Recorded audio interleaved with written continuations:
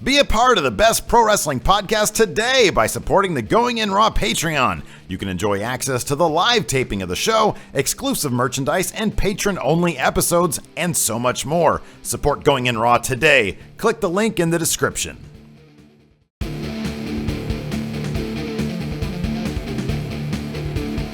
Hey, friendo, Steve here. And Larson. And welcome to Going In Raw Countout, the only pro wrestling podcast where things are counted down in the world of wrestling. That we know of. That we know of here at youtube.com/Stephen Larson. Also available wherever fine podcasts are available, including iTunes, Stitcher, Podbean, Google Play, iHeartPlay, SoundCloud.com/Stephen Larson. But not Spotify. Not on Spotify quite Yet. yet. We're on the road to Spotify, though, Larson. And what with Samoa Joe's massive call-up from NXT this past Monday Night Raw, we decided to take a look this weekend at the best and worst NXT call-ups. Now, we're not talking about actual debuts. We're talking about Impact players coming up from NXT. To the main roster, correct. Who has NXT produced that has performed to the level of a true big-time WWE superstar? And on the flip side, tomorrow, we're going to take a look at those who haven't quite performed up to the level of a superstar WWE that they wanted, probably. Yeah. Yeah. People that Triple H probably had bigger plans for, but couldn't quite hack it. Yeah. Anyways. But this episode, we're talking about the best. Yes. Right? Yeah. And it remains to be seen what kind of impact Samoa Joe will make. I'm guessing it'll be substantial. I imagine if we did this list 6 months from now, he'd be probably top 5. Oh, yeah. Would not surprise me at all. Yeah. So first, number 10. 10. Neville, the king of the cruiserweights. Of the cruiserweights. What do they call him? The Jumpin' Geordie? Yeah, we just watched a an 2014 old NXT. Yeah, he was hot shit in NXT. He was. He had a pretty big feud back then with Bo Dallas. Yes. Guy who's going to show up on a different list of yes. ours. And what's fascinating about Neville is that he's one of the few guys who we sort of give this criticism to 205 Live and the cruiserweights that they don't. It seems like when they bring these cruiserweights in, they kind of hamper their style. They handcuff them. Yeah, they handcuff them. Yeah. You know, these guys can do amazing things, and they have them work at WWE style. Neville is kind of like I can't say that about Neville. Like when he came in.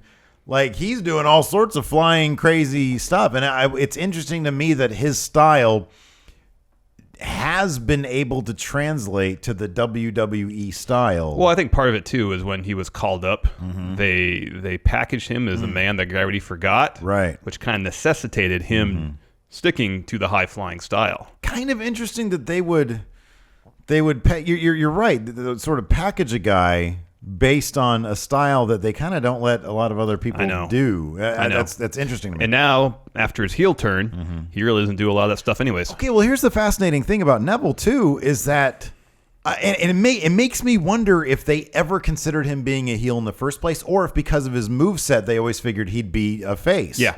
Because Neville was like one of very few people who, since his call-up, because I wasn't really watching NXT back before he got called up, but his moveset was so strong, or is so strong as a face, that I didn't really care if we didn't get a lot of character personality. He was one of the very few exceptions that I could say that about. Now, the interesting thing about that with me anyways is I couldn't see him as a world champion because of that. Yeah. But I still enjoy watching his matches. Then when he came back from injury and dumped into the cruiserweight division as Mean Neville. Yeah. Oh my God. Yeah, it's been quite a revelation. It's been an absolute revelation, man. It's been something else to see. Yeah, they were sitting on that wealth of charisma and mic skills. Yeah. To go along with the obvious athletic talent. And it's amazing they didn't unleash him in a more fully formed version of Neville, not necessarily Mean Neville, but just something more than just the man gravity forgot when he got called up. Well, Neville is going to have it's going to be very interesting, assuming he doesn't get injured. It's going to be very interesting next 12 to 24 months. Because if he continues along this path, he's going to end up being the guy that people love to hate or hate to love or whatever you want to call it. And I imagine he'll inevitably have another turn back to face. And will he be able to maintain that intensity on the mic transitioning to that role? Yeah. That's going to be fascinating to see if he can, because people, I mean, he is one of the top 3 best pure heels right now. Oh yeah. His work is amazing. He's going to have a very interesting future going from here on out. To see if he can maintain the momentum of his promo skills, because now that they've been unleashed, it's like, man, how are they going to, this is really cool. I know. It's a really, really great piece of talent. So Neville, I mean, he had a good career since his call up anyways. He's carried, I think, the IC title, maybe the US title. No? I don't think he's gotten either of those. He hasn't had any titles? I don't think he won any titles except for the Cruiserweight title. I swear he was one of those guys they just sort of put a belt on every once in a while. And no, Cruiserweight Championships, the only belt he's had on the main roster. Accomplishments. He did hold the NXT title for 287 days. Holy shit, you're right. And he's a 2-time NXT Tag Team Champion. That's sort of how I feel about the Intercontinental title, though, is that for a while before the brand split, it was on like I feel like it was on. It was hot potatoed. I swear to God, I saw it around Neville's waist. Evidently, I'm completely wrong. Wow, that is crazy. That is insane. Well, I guess not. Didn't happen, Steve. Didn't happen, me. Anyways, number 9. Sami Zayn. Oh! Now, Sami hasn't had the championship accomplishments of other people on this list. He's only roster. Carried the U.S. title and the IC title. It's not true. You're going to say that about everybody, aren't you? I am. I feel like he should have been a U.S. champion by now. I know. But he was one of the most beloved superstars in NXT, following, of course, a pretty spectacular independent run on the indie circuit. El Generico. He made a spectacular debut on the main roster, answering John Cena's U.S. title Open Challenge. That was one of the coolest things about the Open Challenge. It was like a constant Royal Rumble. It was always a surprise entry. Yeah, who's the surprise entry going to be? Never knew who was going to answer. Neville had a good match against Cena. Yes, he did. In the U.S. title Open Challenge. That is true. Unfortunately, Sami got hurt during that match. Yes, busted his shoulder, I think. So he was out for several months. Came back to NXT for a little bit, and then made his proper main roster debut at last year's Rumble. All right. When he went back to NXT, he finally, after numerous roadblocks, won the NXT championship. He won the NXT championship before his match with Cena. That was before? And then Kevin Owens took it off him at that point? Okay. Oh, that shows what I know. So I went back down to NXT. That's where he fought Shinsuke Nakamura. Yes. Oh, okay. And then returned to the Royal Rumble last year. Yes. And it was kind of great because there was that instant Kevin Owens story, and then they continued that on for a little while. Yeah. Till they had their blow off. But Sami Zayn, I've said this before, he's sort of the flip side to Bray Wyatt in that I feel like Sami Zayn at any time is a legit main eventer. Yes. I think he's like perpetually in that, like ready to be called up to the main event at any moment. And he can get beat down. He can be ragdolled by Braun Strowman as much as you like. That feeds into his character, though. It makes people love him even more. His gimmick is terrible wrestler. Losing wrestler. Who never goes away.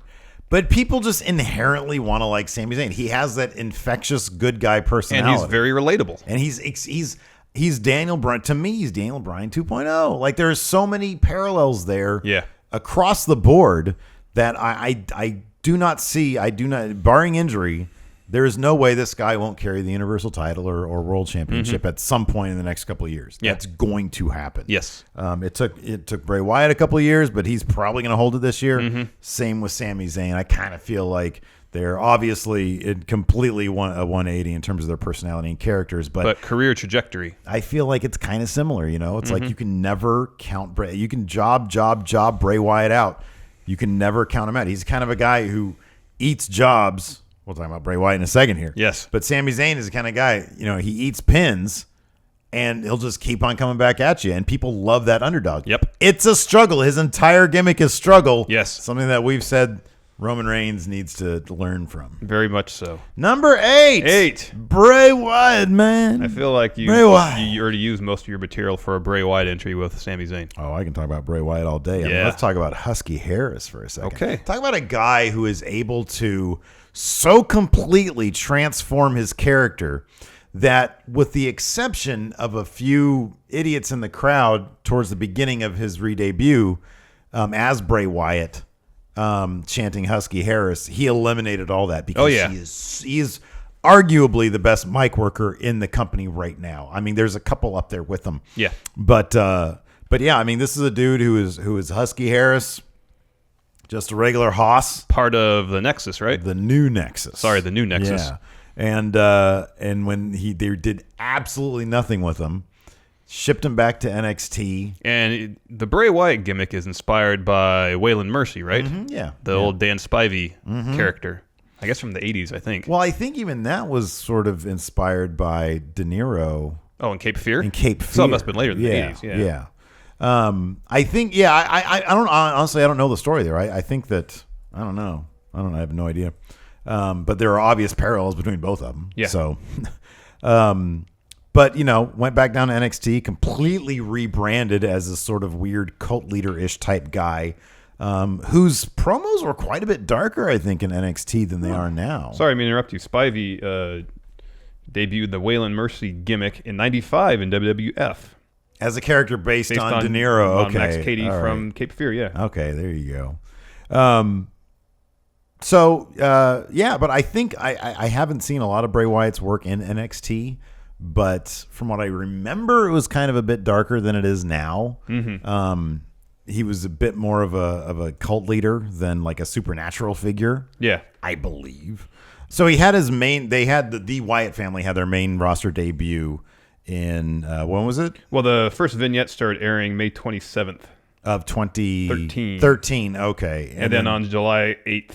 They made their debut and attacked Kane. And just like the Shield's debut, it was a breath of fresh air. Mm-hmm. It was just all this new talent infusion coming into the company. They debuted by destroying Kane, which led to a match between Wyatt and Kane, Inferno match. Right. Oh, at SummerSlam that year. Yeah, that's right. Was that a crap? I think I remember that was a crap match. It wasn't a very good match because they were all kind of like nobody's going to touch fire. Yeah, no one wants to be lit on fire. So, but ever since then, and it's funny because I remember during his debut or like his appearance after that, some guys were chanting Husky Harris, but that was really quickly done away with because he's so good. He is so good. Like when he's on the mic, even when he's talking absolute gibberish, which is 80% of the time, he's still captivating. He's still so captivating. He finally won his first belt on the main roster, winning the tag team titles in SmackDown with Randy Orton. Mm-hmm, that's right. And rumors seem to indicate that he may be in line to hold the WWE title pretty soon, a couple weeks. Yeah, I know, a couple of Elimination Chamber. We'll see if that goes down. Yeah, there have been so many scenarios throughout especially the last 12 months, where we've been sitting here saying they really need to put the belt on Bray Wyatt. I know. They really need to put the belt on Bray Wyatt. When didn't they confront like Triple H at a certain point, and he sort of looked at the belt and like touched it a little bit, I think.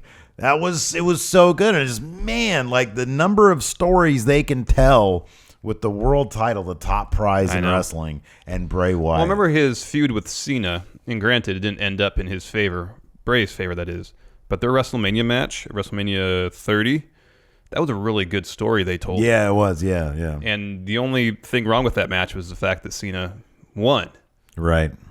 That would have been a good opportunity to build Bray as a dominant heel that can mess with people's heads and also show some vulnerability to the Cena character. Right. But they didn't do it. One of his another high point feud in Wyatt's history was Daniel Bryan when Daniel Bryan joined the Wyatt family. And then they had a great cage match, and it was just a very euphoric blow-off. But it probably should have gone a little bit longer, but I think at that point they had bigger plans for Daniel Bryan. That was in the lead-up to him winning the title. Yeah. But yeah, Bray Wyatt, absolutely just... I'm hoping that he's going to be around for a long time. The sky's the limit for him. The sky really is the limit for Bray Wyatt. If we did this list a year from now, he would probably be in the top 5. Yeah, probably. Yeah, I'd actually probably put him a little bit higher, but whatever. Number next, 7. Number 7, Finn Balor. Now it's kind of hard to tell where he's going to be on this list in 6 months. Yeah, because they pushed out the gate out of NXT they made him into a rock star. Yeah, and that is why he is so high on this list, even though he's had like 3 matches on the main roster. Yeah. The fact that they treated him instantly upon his debut on the main roster like he was a top guy. Well, he was drafted. His debut, his entryway into the main roster was the WWE draft. I believe he was drafted 5th by Raw. Drafted 5th by Raw. And that first Raw after the brand split, which top to bottom was a great show. Yes. Everybody, it was all eyes on Finn because the whole roster comes out there and they announce who's going to be in the little mini tournament. Yeah, and then at the end of the show, they had a fatal 4-way to determine the new number 1 contender. That's right. And they had Finn to face Seth Rollins for the Universal title at SummerSlam.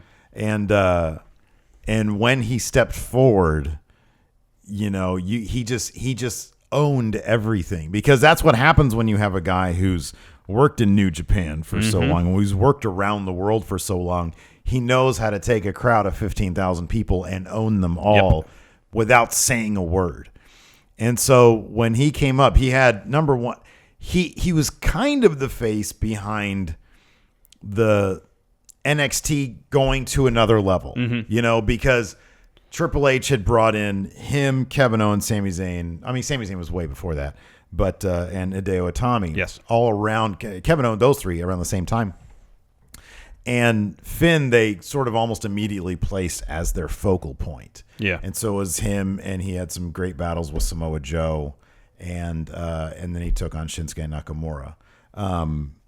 So there was, he was kind of, I don't want to say carrying the NXT brand. Oh, he was. He still holds the record for the longest reigning champion. That's right. Yeah. Who did he win the belt off of? Neville. Oh, Finn won it. It was Owens. Yeah, it was Kevin Owens. That's right. Kevin Owens in Kevin Owens. Beast in the East. That that's right. Network That's special. right. That's My right. Owens. And so. And they had a ladder match at NXT TakeOver Brooklyn that was pretty good. Yeah. And so he did. Yeah, he feuded with Joe. Oh yeah, he feuded with Joe. Joe won the belt off Balor. And then Nakamura came over and said, "If I'm going to be champion, I got to beat the champion." Yes. Basically, okay. And so this is all our memories, like figuring shit out. Yeah, there's no notes, and this is all. Exactly. I thought this is all fairly recent stuff. You should be able to remember all this. Hey, you know what, man? This is just what happens when we have so much information. So yeah, it was he was NXT's biggest star. Yes. And they made him that, they built him up that way. And then when he came to the main roster, immediately he was also kind of used as one aspect of Roman Reigns' wellness policy violation punishment. Yes. Because that was one of the first pins he had to eat, right? That's right. On that Raw. Yeah. To go ahead and challenge for the Universal title. Which he did at SummerSlam in a fantastic match against Seth Rollins. Especially considering that he wrestled most of the match with torn labrum in his shoulder and a shoulder separation. Yeah, it was a really, really fantastic match. And then, the next day he had to give it up. Yeah. Because... And a lot of us thought that he might return at the Rumble. Mm-hmm. Didn't happen. I was kind of hoping against it unless they had a really, really good way to eliminate him. Or have him win it. Yeah, or exactly, or have him win it. I'm really hoping that they don't hold off until after Mania.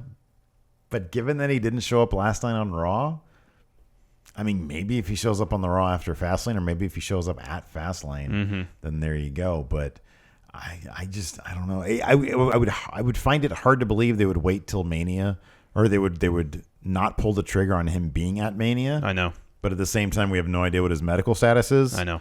And maybe they think that they're loaded enough and they can wait until the Raw. That could be the thing. Like if they don't have a high profile match from a Mania, then that could make them. That could be then wait too. By yeah. all means, wait. Yeah. Give him something major when he returns. Yeah, I agree. Number 6. 6. Machka Rusev. Machka. Dun. Yeah, we were just watching a 2014 NXT, like we said earlier, and Rusev was on there, and he has come a long way. Yeah. He was so dumpy looking. Him and Lana. But man, he is like the ultimate utility player. I know. For WWE right now. I mean, he's a 2-time U.S. champion. And he absolutely brought that belt back to prominence. Yes. He took it from a crap, like basically the TV title. He made it, you know. And then after the draft, when Raw didn't have a world title, they hadn't, debuted the Universal title yet. The U.S. title was a top belt on Raw. Yeah. And Rusev made that belt main evented pretty much every Raw. Yeah. Between the draft and SummerSlam. Yeah. And then as punishment for the wellness policy violation, they put the belt on Roman Reigns. But they still book Rusev strong. Well, they didn't this last Raw. He got pinned by Enzo. I know. But they, But that's what happened the first time when he had his feud with Cena. He was undefeated leading up to it, and then Cena beat him at WrestleMania 31 for the U.S. title. Yeah. And then they had a couple more matches. Rusev is kind of that guy that it won't take much to get him back to prominence. I feel like he's not quite at the level of like a Bray Wyatt or Sami Zayn in terms of eating too many pins. You have to be really careful with Rusev. But I think also his character work is good enough that people like him. They appreciate his work. Yeah. So, attach that to a modest winning streak, and he can shoot right back up to the top of the card. And not only can he shoot back up to the top of the card, but I think he could so easily turn face. Oh, yeah. People would absolutely love him. I mean, they already are starting to, like him quite a bit. But yeah, he really does. He really should. If they had injected Rusev into that main event scene over the past 8 weeks on Raw, like that would have been a big breath of fresh air. I know. Because we were getting the same 4 guys over and over and over again. Toss a Rusev in there, and then you've got some completely fresh matchups. I know. Which is a disappointment. But yeah, Rusev, he single-handedly brought that U.S. title back. And he is the only person to emerge unscathed from the Dolph Ziggler Lana parade. That is true. That it took Dolph forever to come back from that. It took Lana forever to come back from that. Rusev, just fine. Yeah. Number 5. Xavier Woods and Big E. 2/3 of the New Day. The longest reigning tag team champions in WWE history. Both spent some time in NXT. Big E is a former NXT champion. As Big E Langston. Yes. I believe he won the belt off of Bo Dallas. That sounds right. His debut on the main roster was a pretty big deal, too. Yeah, it was. Because Dolph was like one of the top heels at the time with AJ Lee. They were a couple. And then Big E came in to be his big enforcer guy. I'm sorry. Big E beat Seth Rollins for the belt. Oh, nice. There you go. And then Bo Dallas beat Big E. Okay. All right. And ever since, between that, I do feel that his lack of program with Dolph Ziggler... I know. Really, really hurt him. I know. I mean, as we've seen during his time in the New Day, Big E has a ton of personality. He's got a ton of personality, and dude, a ton of charisma. The funny thing is, it even kind of showed when he was on that run with Dolph and AJ. He would show some of his personality sometimes, and that was one of the biggest ball drops. Because they had such a perfect thing ready in place. I know. Dolph versus Big E as like a 3 to 4 month feud. I know. And Big E could have gotten over so much bigger at the time to really kick off a great main roster career. I know. And then he ended up languishing. Well, he got the Intercontinental title. Yeah. See, okay, that's what I was talking about with the IC title when Yeah. it was sort of because it didn't really matter. Like nobody refers to Big E now as former Intercontinental Champion Big E. I mean, he's part of the New Day, and they're the longest reigning WWE Tag Team Champions ever. And now the New Day are at a status now where they're going to start doing celebrity things. That's how big they are. Xavier Woods, on the other hand, he took the Cena crowd. Yeah. You remember we went to a Raw a few years ago? I do remember that, yeah. And in the dark match before the show... It was Xavier Woods... Against... was it R-Truth? No, it was Curtis Axel. Oh, yeah. That's right, yeah. But I think I had kind of been aware of Xavier Woods because of his time in TNA, for a little while. So he's a guy who's always been kind of like on the radar. But then when they started having him do So when they started having him do the precursor to the New Day stuff, when it was about like, it was more of like he was talking to Big E and Kofi on the house show circuit. Yeah. He was trying to align himself with them. Well, there was rumors for months, it seemed like, that they were going to start a faction. They were going to start a faction. It would be kind of like a let's rise up and take things into our own hands type of thing, and educate ourselves, that kind of thing. And then we saw the power of positive, and then we saw the actual New Day vignettes after a while. Yeah. Those rumors for a while. Yeah, it was a while. And then it was like, what the hell are they doing with these guys? This is so cheesy. But then I firmly remember when Big E said on the mic something along the lines of, if we don't embrace the positivity, then something like we're going to end up embracing the hate or something like that. And I was like, oh, these guys, this is going to be good. Mm-hmm. Like it's going to take a while to figure it out, but they're going to be good. And sure enough, they absolutely blew up. They're a stable, a faction that got so good at being heels that people love them. Yeah. And they had to turn face. There is so much charisma between the three of those guys and so much amazing chemistry. Yes.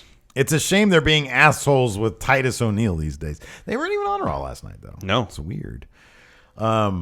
Xavier Woods, I mean, he's had it's funny because we get the question a lot, like if and when they break up, which I don't think is going to happen for a long time. Yeah. I don't think it's going to happen for a while.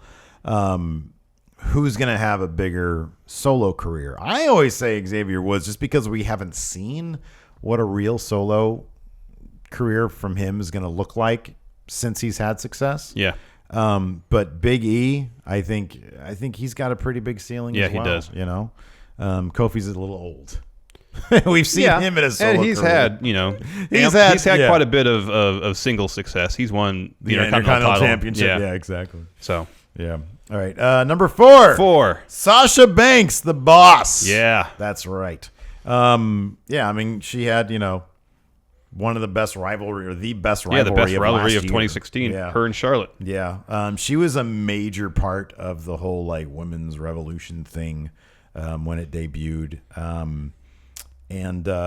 mean, people love her reckless abandon in the ring, to the point that when it's so funny that like, and I'm very, very grateful that she hasn't injured herself. Yes. In a little while, because that seemed to be kind of the knock, like the concern. Yeah, she somehow got labeled injury prone. Yeah. Even though I've said this countless times, the only serious injury that I know that she suffered was getting kneed in the head by a ref and getting concussed. I know she hurt her back, and there was worry that she would miss time after SummerSlam last year. Yeah. But it turned out it wasn't that bad. Mm-hmm. So unless there's other injuries that we're just not aware of. Yeah.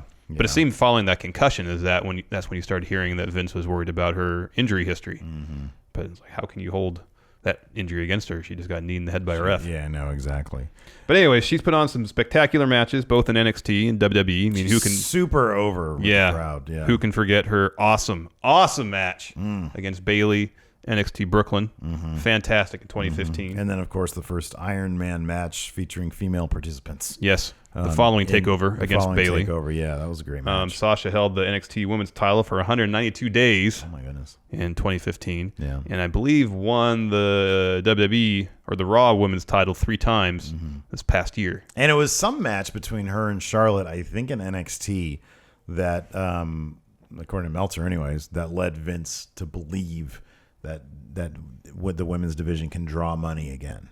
And so that's, that was sort of the impetus of bringing in all this talent in NXT, all this great female talent in NXT. And now we're seeing it all sort of bear out. So, yeah, Sasha Banks. Number 3. Kevin Owens. I mean, in terms of... he might have made the most immediately impactful debut of any NXT superstar to date on the main roster. When he showed up to confront John Cena on an episode of Raw, carrying the NXT title. Yeah. Beating the hell out of John Cena, stomping on the U.S. title, and then holding up his NXT title. as much as Finn Balor did for the NXT title in terms of being like a real, true, legit NXT champion, Kevin Owens' debut, like showing up with the belt as his top prize, as this means more than than John Cena, than the U.S. title. This is what people want to be fighting for. Yes, that put the NXT brand squarely on the map in terms of mainstream viewers. And then the next pay-per-view, in a match of the year candidate, Owens beat Cena, shocking pretty much everybody because Cena hardly ever loses. I remember that so well. I was in the kitchen. I heard, who was it, you or Hilton? Probably me. Steve, Kevin Owens just beat John Cena. Because I remember watching Owens' debut on NXT against CJ Parker. It's like, okay, this guy's all right. I mean, he wrestled the whole match, or most of the match, with a busted nose. Well, we weren't really familiar with the work of Kevin Steen. Yeah. And then later that night, when Sami Zayn won the belt from Neville, and afterwards when Owens attacked him and powerbombed Sami Zayn on the ring apron, I was like, ooh. Yeah. Wow. Yeah. This guy's something. And then when he beat Sami for the belt, decimated him. Yeah. It's like, okay, this guy's pretty good. Yeah. So I marked out huge when he beat Cena at the I think it was Money in the Bank. Is it Payback? Battleground? Something like that. Something like that. I just loved It was like May 2015. I just love, and there's that picture of, I mentioned them before, of Triple H. I'm pretty sure I know Triple H, Deo Itami, Kevin Owens, Finn Balor, and I think it was Sami Zayn was the other one. But I know Sami Zayn. Oh, they're all holding the 2 Sweet. And they all got the 2 Sweet going. And I love, like, when I saw Kevin Owens, I was like, so back then and I told you about this. It was like a big point of contention for me. I was like, you know what? I really like Kevin Owens. I just have a believability problem with him, which is kind of bearing fruit now because he's afraid to fight Braun Strowman. You know, to be fair, you could say the same about 99% of the wrestlers in WWE. And I agree, which is why I'm totally cool with it now. But seeing him on the mic, seeing his attitude was all, I've used this expression, a breath of fresh air. Yes. It was just, this is the type of talent they're bringing in now. Guys like this, guys that are older, guys that have been around on the indie circuit, who know how to wrestle, who know how to command a crowd, who are just like, who you can tell just eat up every opportunity they're given. None of these guys are wasting opportunities. I know. They're all like excited about the business, and they're all like, they've all paid their dues already. Yeah. It's great. I know. It is so, and so to see guys like that get their due, you know, understanding that they've been paying their dues, and so they're getting their rewards. It's such a joy, you know, and to see that template has been used now. That's what we're seeing. That's who they're bringing in. People like that. People have been around. Wrestlers who have experience, who essentially need to come to NXT to learn the quote unquote WWE style, get used to their culture, get used to wrestling on their product in terms of, you know, how they shoot wrestling for television. Right, exactly. You know, going through the classes, learning how they, you know, how they handle promos, right, all that stuff. Yeah. So, you know, you have wrestlers right now like Samoa Joe. Samoa Joe didn't need to stay in NXT for as long as he did. Oh, no. He could have jumped right to the main roster probably if he wanted to. Yeah. Yeah. You know, same with Shinsuke. Yeah. He probably could have been in NXT for a couple months. Kevin Owens wasn't in NXT very long. Nope. Just a matter of a few months. Yeah. But since his debut on the main roster, Kevin Owens has won the Intercontinental Championship twice. Nice. And is currently the Universal Champion after winning it after Finn Balor's injury. Mm-hmm. Yeah. And while his current Universal Championship reign has been kind of up and down, based mostly on the booking, he's put on some fantastic matches. He's put on some really, really good matches. And I feel like he has done the absolute most with the booking that he's been given. You know what I mean? Yeah. Like, he is really, you can tell that guy is doing his best to hit it out of the park. Mm-hmm. He puts on, like, okay, so when at his Hell in a Cell match, you could tell that he was, and it's not like he had a big smile on his face. It was just the energy he brought to it. You could tell this guy had wanted to do Hell in a Cell for like 20 years. Yeah. You know, ever since he saw Foley and Undertaker. Exactly. Yeah. And so the level of enthusiasm that he's brought to, like you said, sometimes not great booking, has always been there. Yeah. And so I really wish that they would have, that's sad. I really wish that they would have taken, it's my phone,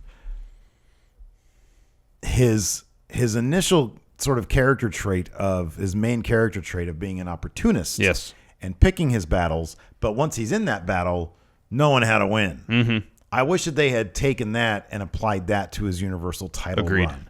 That's my main problem with it. Instead of doing the standard kind of cowardly heel. And I mean, because it's sort of they took it off of Seth Rollins and put it on to Kevin Owens. And it's like we already saw that with Seth Rollins. Yeah. And now you're going to do the exact same thing with Kevin Owens, except without like J&J. Instead of J&J Security, you have Y2J. I know. So I don't know what that is where they always feel the need to have that cowardly. To have a weak heel champion. Yeah. I don't get it either. He was a strong heel champion. I know.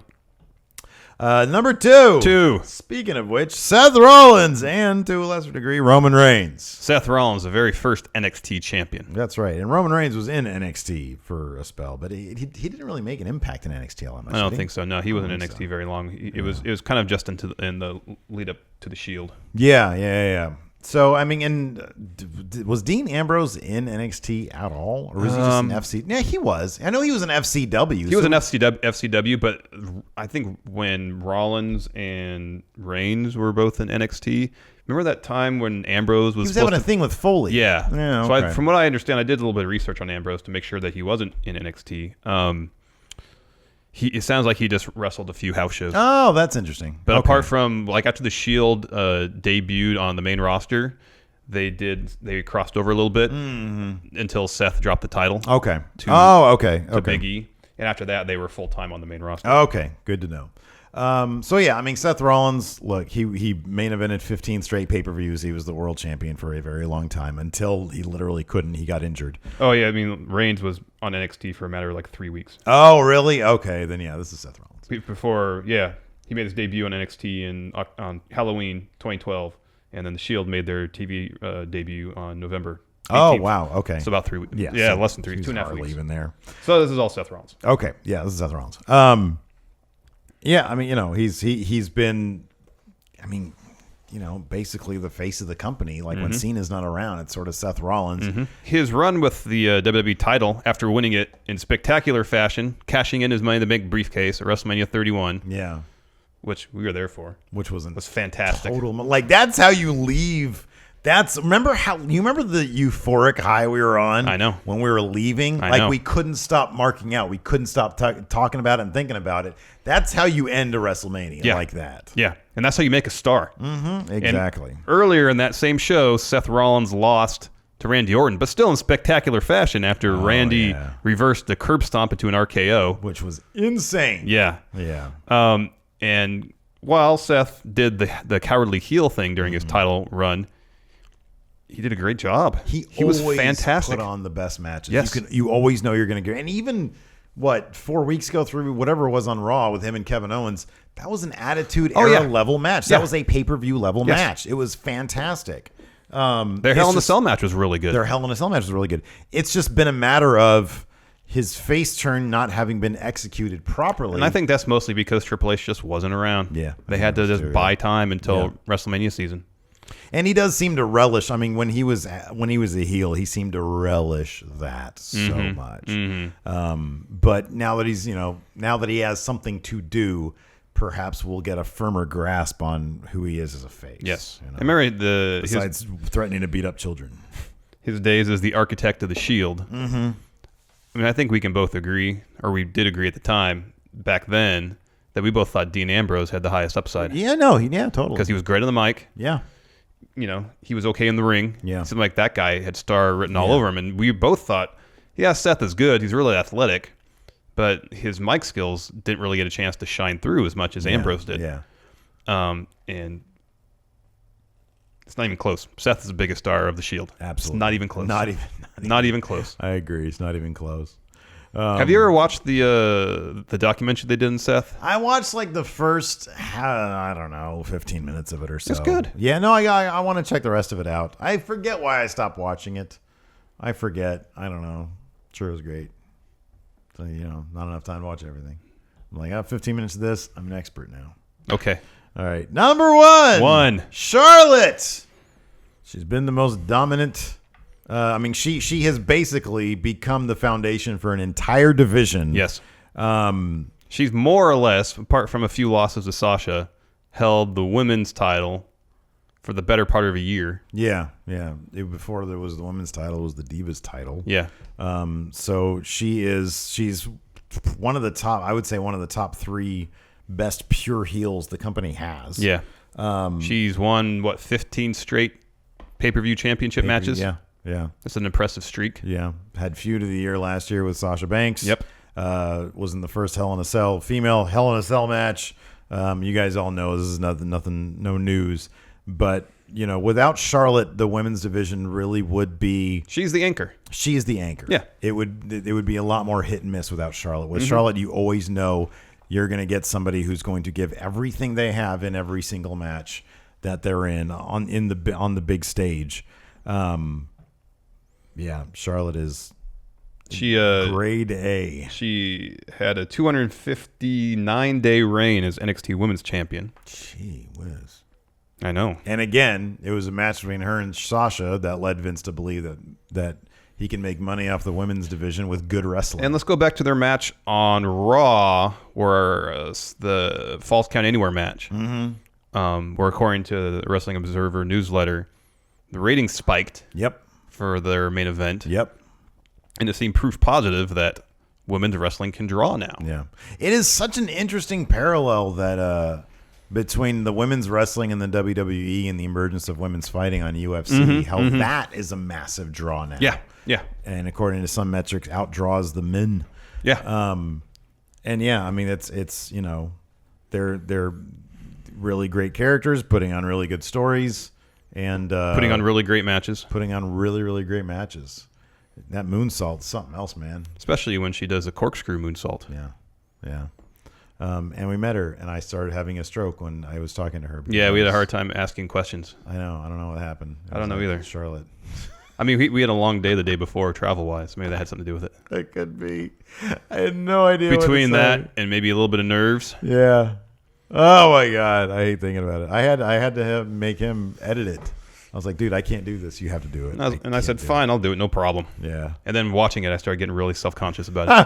I was totally fine about it until I had to start cutting. Yeah. And the funny thing is, it really wasn't all that bad. It started off terrible out the gate, but then I think she broke the ice by saying something like, I'm not. Yeah, she said, I'm not really like my character. Yeah. She said, I'm not a jerk like my character. And it's just funny because you don't know, not to dovetail, but you don't know if these people want to be in character when they're talking. Brock Lesnar, I think is Brock Lesnar. Yes. But Paul Heyman was in character, he was being the advocate. Yeah. I'm trying to think. Sasha Banks kind of went back and forth a little bit. There's the keeping it real Sasha, and there was promo Sasha.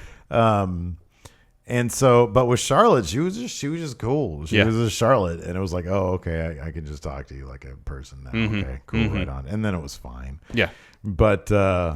But yeah, no, I think it's sort of, to me, it's sort of Charlotte 1A, Seth 1B, in terms of that. But Charlotte, in terms of taking an entire division by the reins and really directing it and steering it and being, like you said, the anchor, foundation, whatever you want to call it.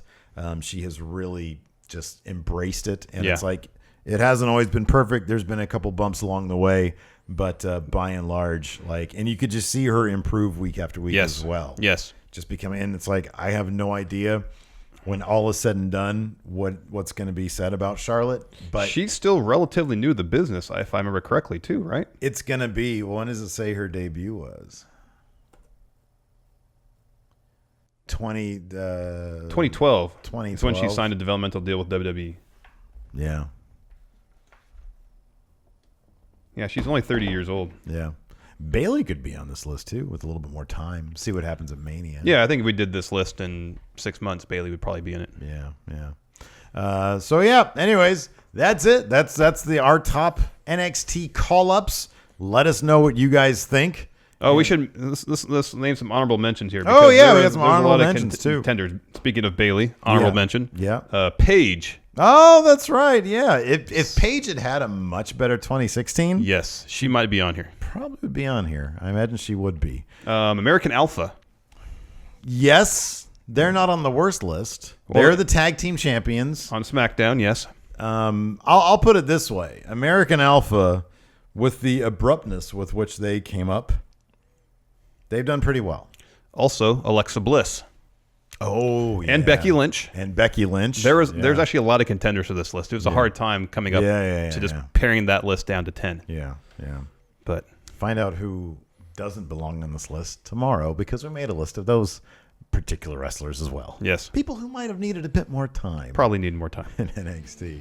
Anyways, until then, we'll talk to you guys later. Bye.